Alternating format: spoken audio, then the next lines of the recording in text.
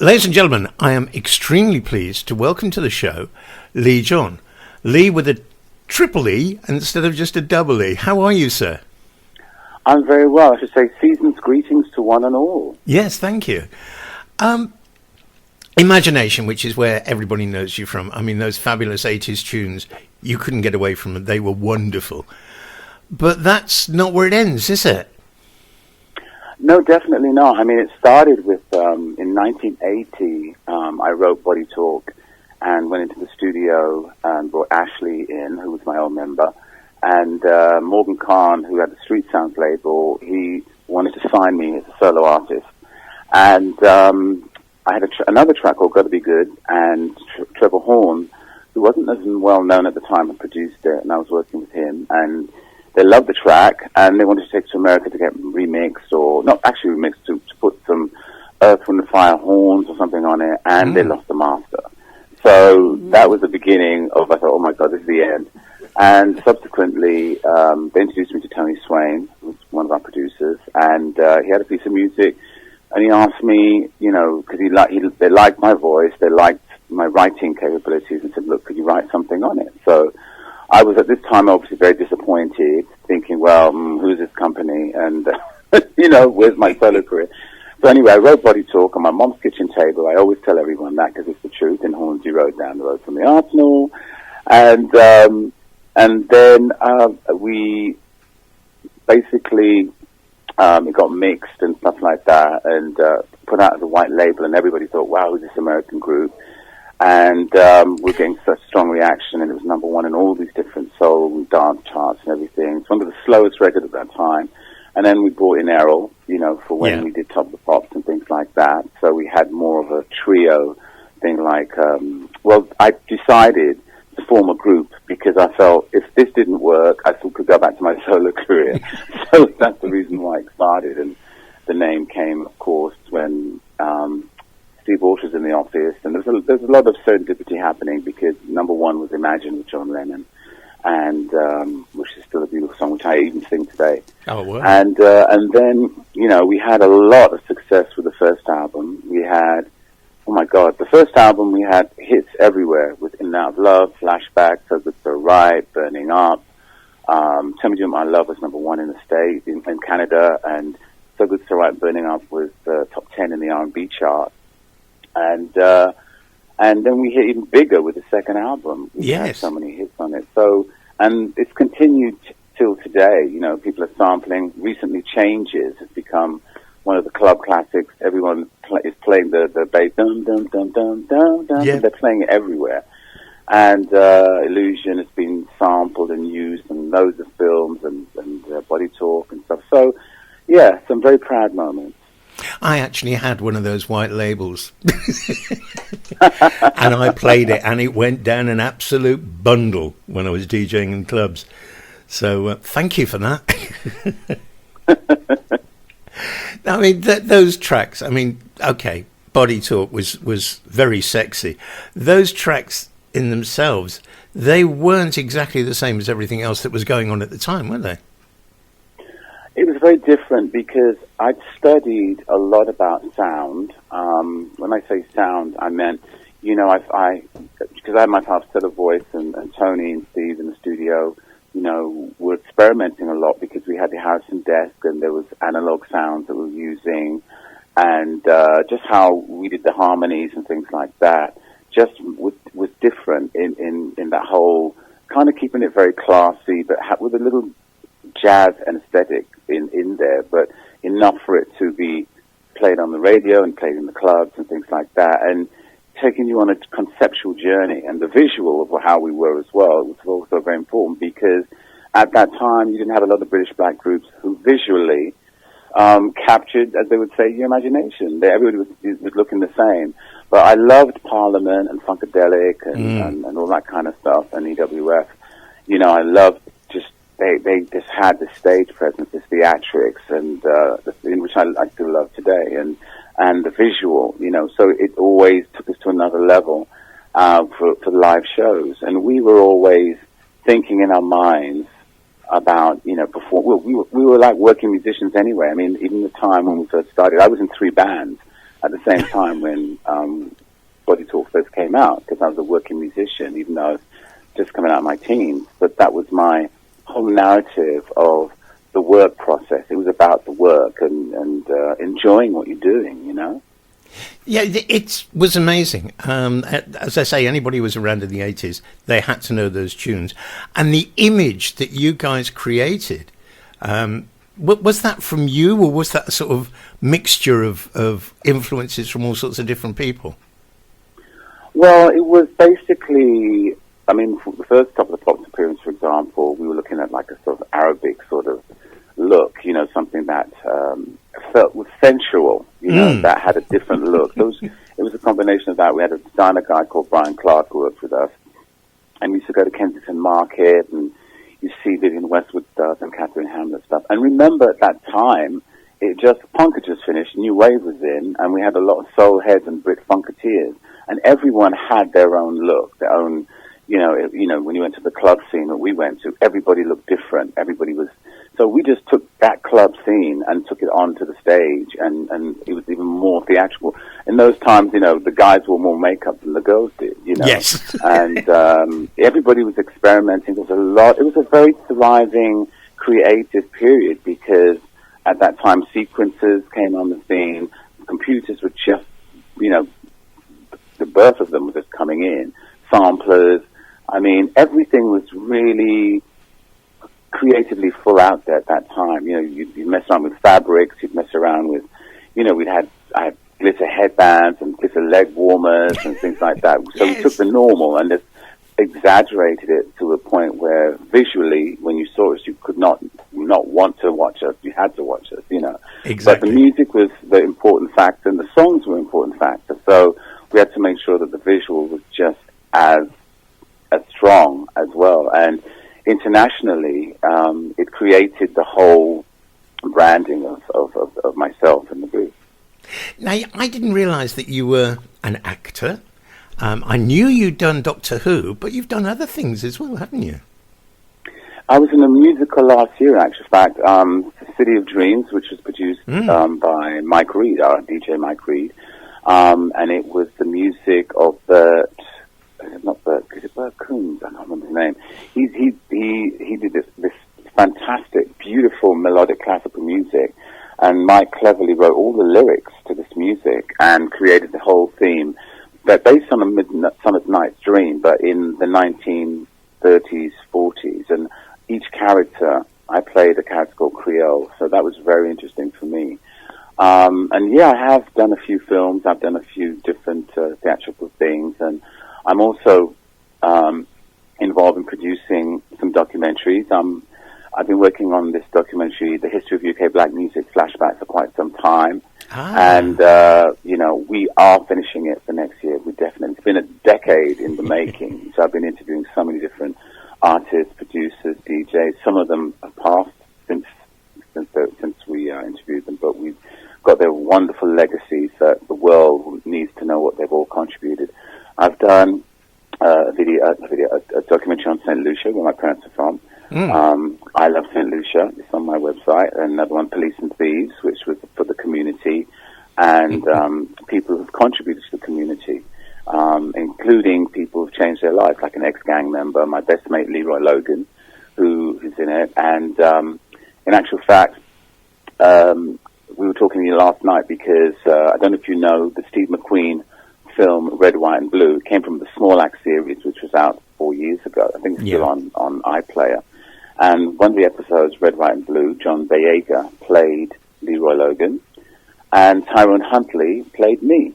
Oh, my goodness, no. And a young lady, is it Nadine? I think Nadine, I can't remember her last name. She played my mother, because my mother was very influential in Leroy going into the police force, you know. So I've been portrayed on the screen, so that's quite a different scenario. So John Boyega won a Golden Globe Award, actually, for that. So the legacy lives on. How incredible! That's fantastic, isn't it?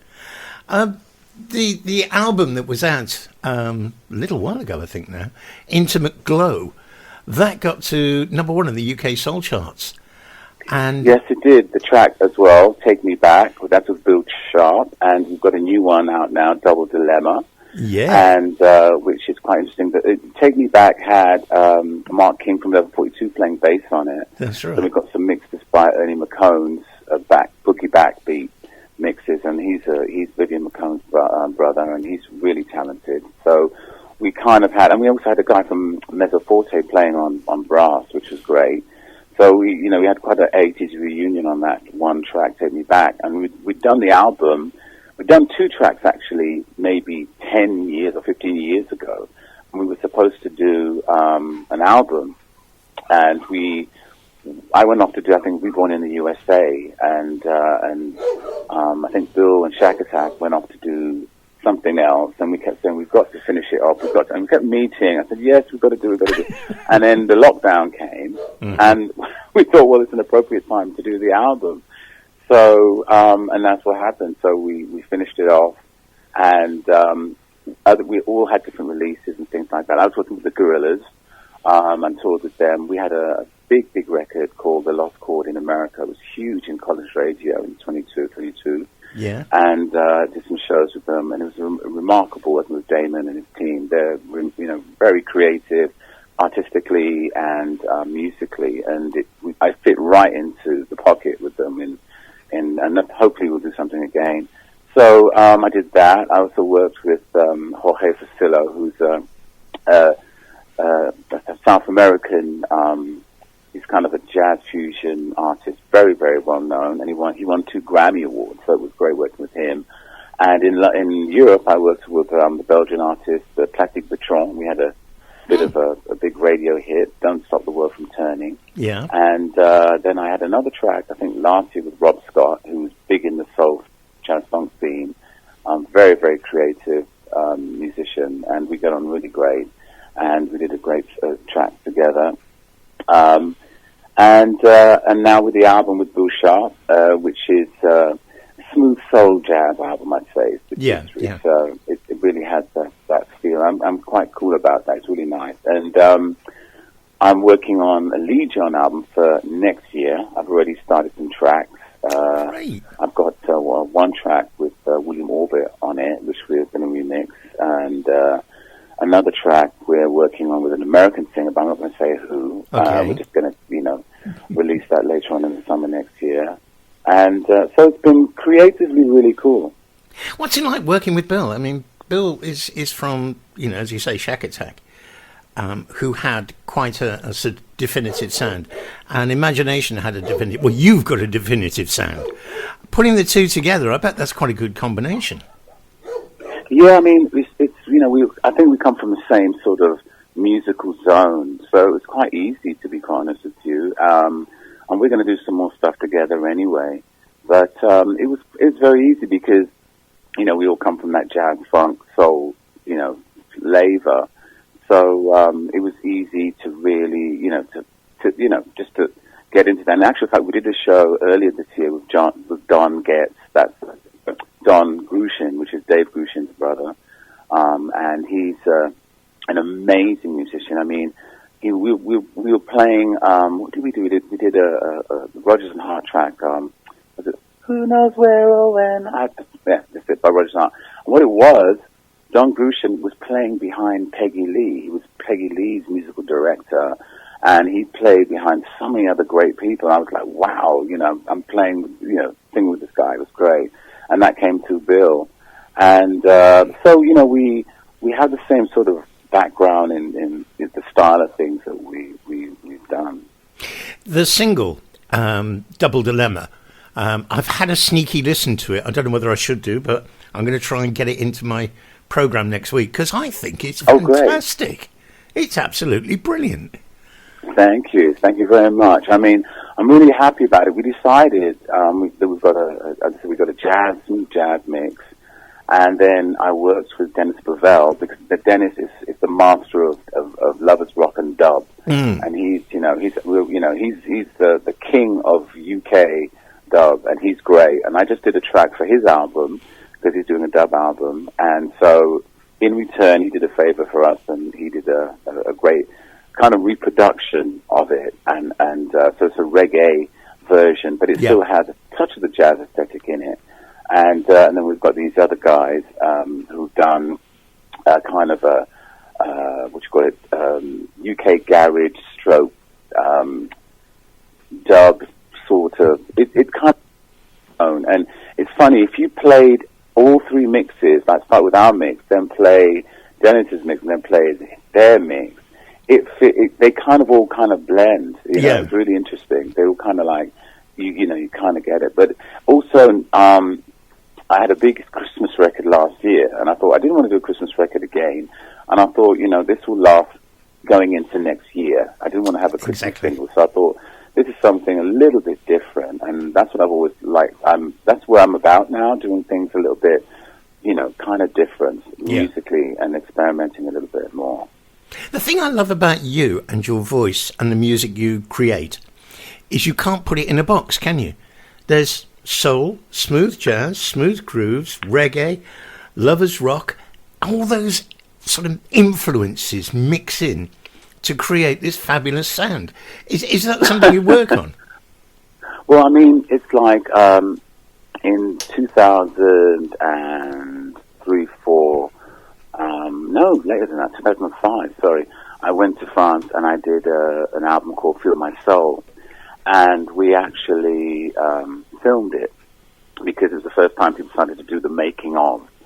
And I was jumping straight into this ocean of music that I always loved, but now I had the opportunity to do. And I wanted to do a jazz album, an eclectic sort of jazz album. So it had a bit of hip hop with an R&B flavor. Then I had a trad jazz. I did a version of Billie Holiday's Strange Fruit, which I do in my show.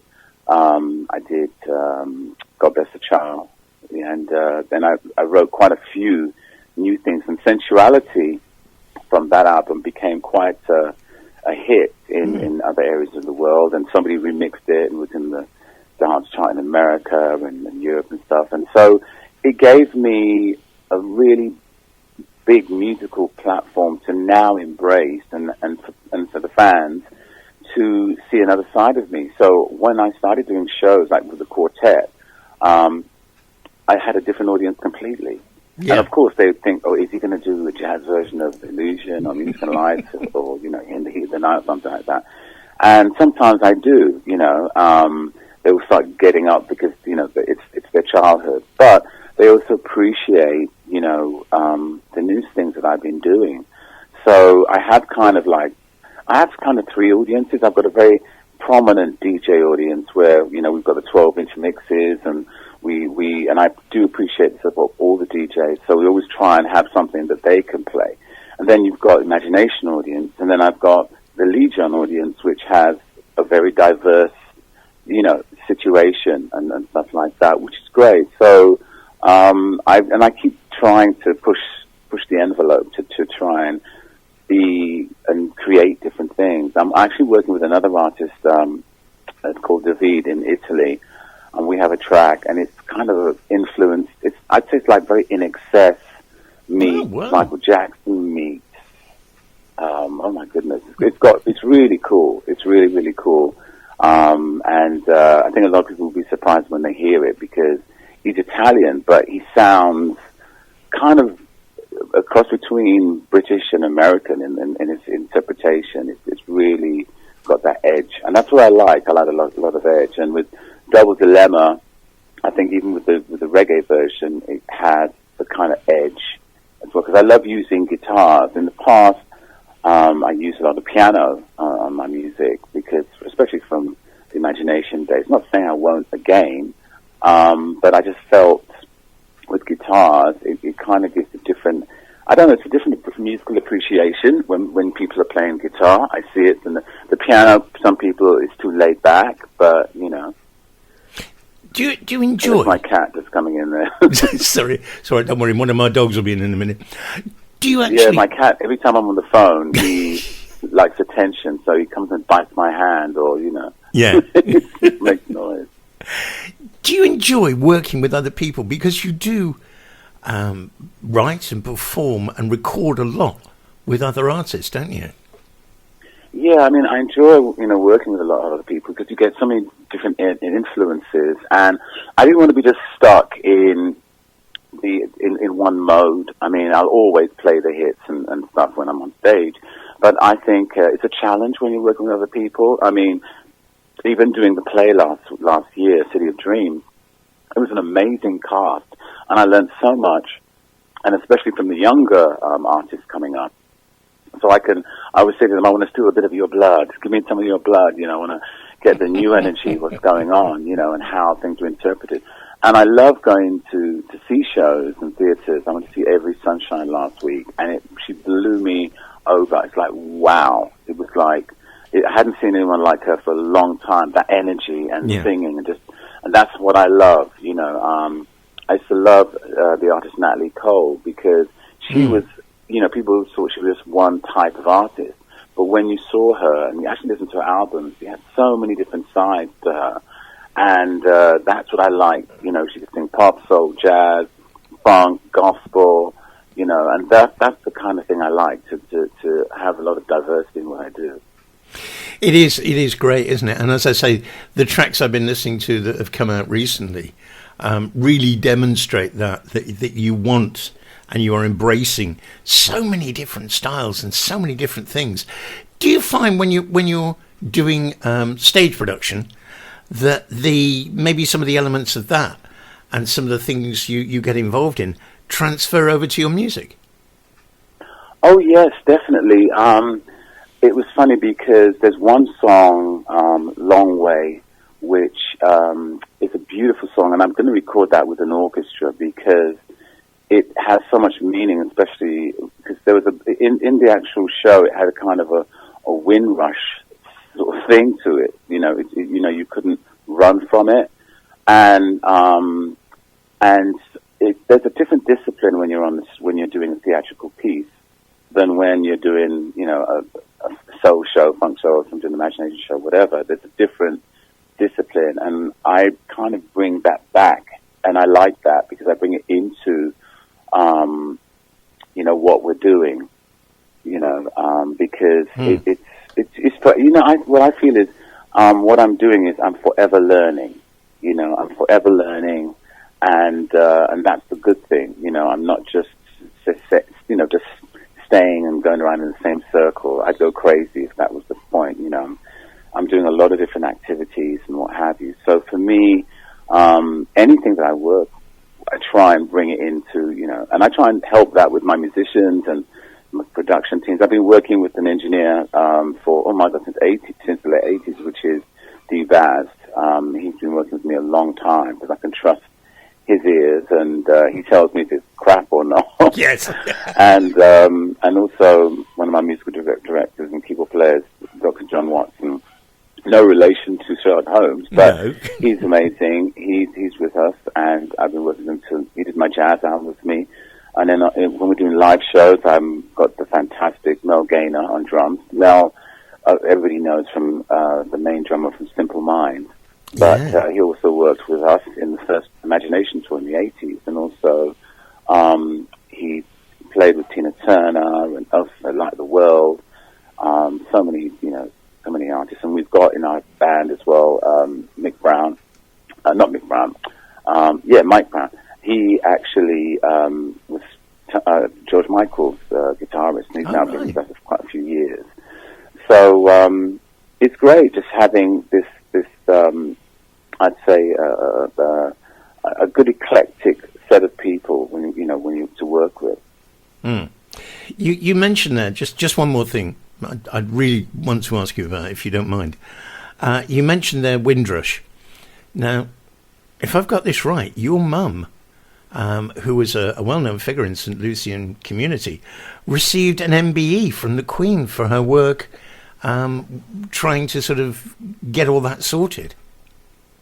Yeah, she's my mom, Jessie Stevens, MBE. That's how she's. I mean, she also was portrayed in the Red, White, and Blue film because she had been working in the community for 60 years onwards, and basically she when St. Lucians first came over here, she was here in the late 50s and became became Secretary of the St. Lucian Association, was helping St. Lucians to adjust when they came to the UK because they didn't know where to go, what to do, so they'd all, she'd be helping with that. And then also she's been involved in the ACLC, the West Indian Caribbean Centre in North London, which I've now joined that committee, and I'm helping to get that back on its feet because she helped get that building built.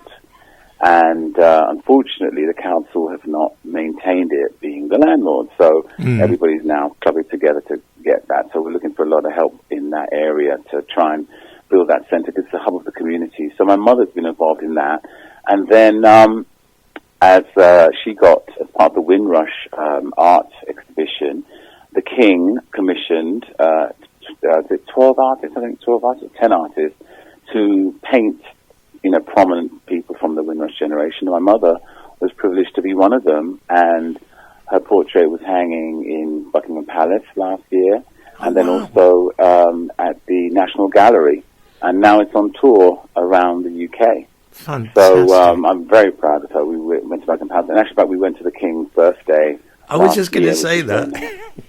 Yeah, I mean, but I've met him when he was the Prince years ago, because we played for the Prince's Trust at the time in the late 80s, and we met Princess Diana and stuff. So, yeah, there's been many highlights. It's been an absolute pleasure talking to you, Lee. Thank you. I shall definitely play one, if not two, if not three mixes of your new track, because it's Double just Dilemma. Double Dilemma is an absolute brilliant track. Thank you. And keep, please, making amazing music, because we love it. Thank you very much. Much appreciated. And have a great Christmas. And, as I say, strive for 2025. Let's do that. Thank you, Lee. Take care. Thanks. Bye-bye for now.